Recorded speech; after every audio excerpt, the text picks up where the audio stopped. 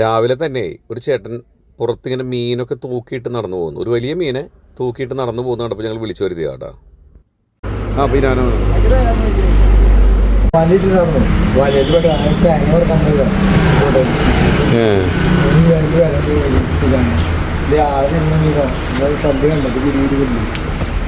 ടേസ്റ്റുള്ള മീനാണ്.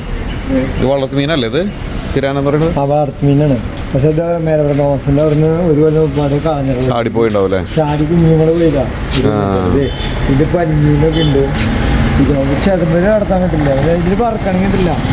ഇത് വേണ്ട, വെളിച്ചെണ്ണ വേണ്ട, നെയ്യ് കഴിയുമ്പോൾ അതിൽ അത്ര മുള്ളു. പക്ഷെ അങ്ങനെ ശ്രദ്ധിക്കണ്ട.